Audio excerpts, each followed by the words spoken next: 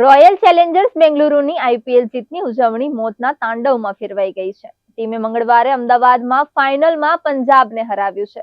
ત્યારે બુધવારે team victory parade માટે બેંગલુરુ પહોંચી હતી. ચિન્નાસ્વામી સ્ટેડિયમની બહાર થયેલી નાસભાગમાં 11 લોકોના મોત થયા છે, જ્યારે 33 લોકો ઘાયલ થયા છે. સ્પોર્ટ્સની દુનિયામાં કેટલી એવી ઘટના છે જ્યારે વિજયનો ઉત્સવ શોકમાં ફેરવાઈ ગયો છે. આવો જાણીએ શું છે સમગ્ર મામલો. 24 મે 1964 પેરુમાં 328ના મોત. 1 ઓક્ટોબર 2022 ઇન્ડોનેશિયામાં 174 લોકોના મોત. 9 મે 2001 ઘાનામાં 126 લોકોના મોત. 15 એપ્રિલ 1989 ઇંગ્લેન્ડમાં 96 લોકોના મોત. 12 માર્ચ 1988 નેપાળ. 1 ફેબ્રુઆરી 2012 ઇજિપ્તમાં 74 લોકોના મોત. 29 મે 1985 બેલ્જિયમમાં 39 લોકોના મોત. 18 નવેમ્બર 2009 અલ્જેરિયામાં 18 લોકોના મોત. 16 ઓગસ્ટ 1980 ભારતમાં 16 લોકોના મોત. 9 જુલાઈ 2006 ઇટલીમાં 6 લોકોના મોત. પેરુના લીમા શહેરમાં આર્જેન્ટિના અને પેરુ વચ્ચે ટોક્યો ઓલિમ્પિક માટે ફૂટબોલ ક્વોલિફાઇંગ મેચ ચાલી રહી હતી. મેચમાં પેરુના ખેલાડીઓએ છેલ્લી મિનિટોમાં ગોલ કર્યો હતો, જેને રેફરીએ ખોટો ગણાવ્યો હતો અને ઘર આંગણાની ટીમને ગોલ આપ્યો ન હતો. રેફરીના નિર્ણયથી ગુસ્સે ભરાયેલા ચાહકોએ હિંસા શરૂ કરી દીધી.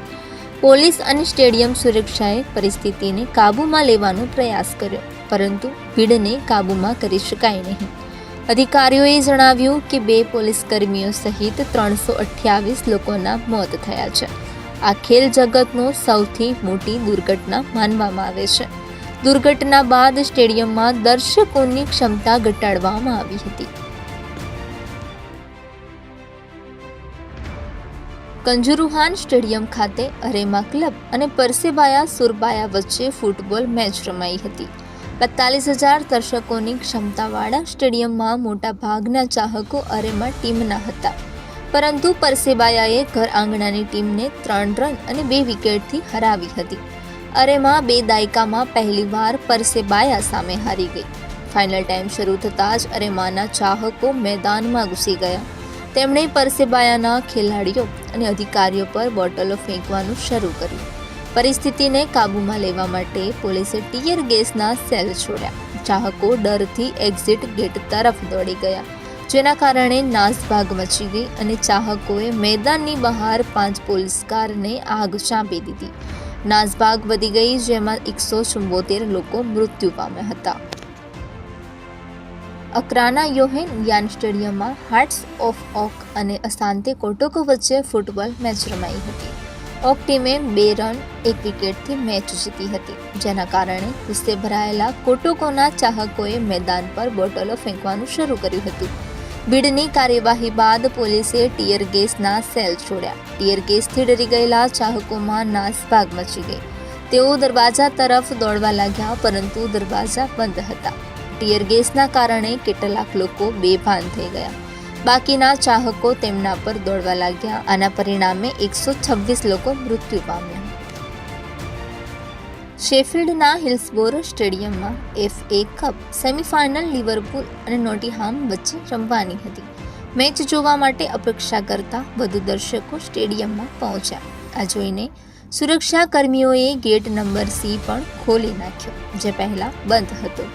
ગેટ ખુલવાની માહિતી મળતા જ દર્શકો એક બાજુથી બીજી બાજુ દોડી ગયા, જેના કારણે નાસભાગ મચી ગઈ. લોકો પોતાનો જીવ બચાવવા માટે દોડવા લાગ્યા, પરંતુ તેનાથી મુશ્કેલીમાં વધારો થયો, જેના કારણે 96 લોકોએ જીવ ગુમાવ્યા. અકસ્માતમાં 766 લોકો ઘાયલ પણ થયા.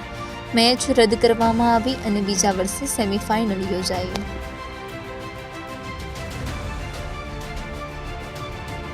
કાઠમાંડુના દશરથ સ્ટેડિયમમાં જનકપુર સિગારેટ ફેક્ટરી ક્લબ અને બાંગ્લાદેશની મુક્તિ જોધા સંસદ વચ્ચે મેચ રમાઈ હતી.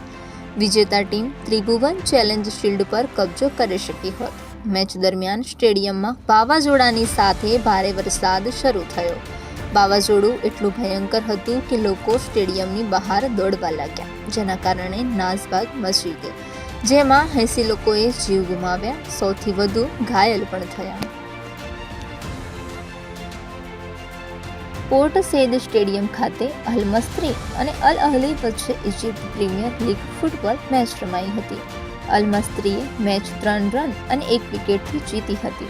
ત્યારબાદ ટીમના ચાહકોએ અલ અહલીના ચાહકો પર હુમલો કર્યો હતો.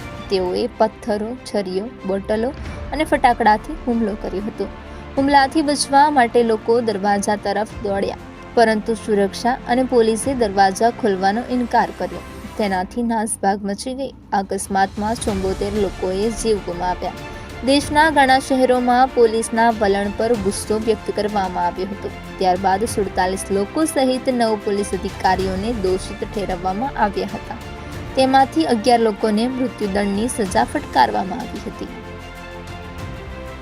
બ્રેસેલ્સના હેસેલ સ્ટેડિયમમાં લિવરપૂલ અને યુવેન્ટસ વચ્ચે યુરોપિયન ક્લબ ફાઇનલ મેચ રમાઈ હતી.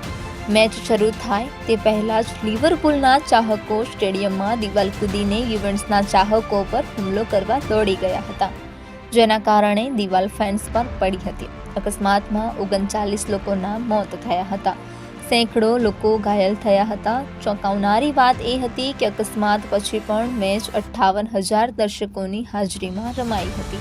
યુવેન્ટ્સે ફાઇનલ 1 રન 0થી જીતીને યુરોપિયન ફૂટબોલ એસોસિએશનને અકસ્માતની માહિતી મળી, જેણે અંગ્રેજી ક્લબને 5 વર્ષ માટે યુરોપિયન ફૂટબોલ ટુર્નામેન્ટમાં ભાગ લેવા પર પ્રતિબંધ મૂક્યો.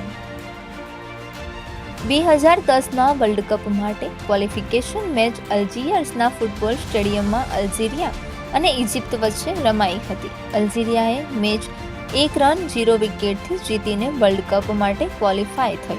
મેચ પછી દર્શકો સ્ટેડિયમની બહાર ઉજવણી કરવા લાગ્યા. ઉજવણીની ભીડને કારણે ટ્રાફિક જામ થયો હતો, જેના કારણે કેટલાક કાર ચાલકોએ પોતાના વાહનો ચાહકો પર ચડાવી દીધા હતા. આ દરમિયાન કેટલાક દર્શકો ફટાકડા ફોડીને ઉજવણી પણ કરી રહ્યા હતા. ફટાકડા અને કાર અકસ્માતોને કારણે નાસભાગ મચી ગઈ હતી અને 18 લોકોના મોત થયા હતા. અકસ્માતમાં 300 લોકો પણ ઘાયલ થયા હતા.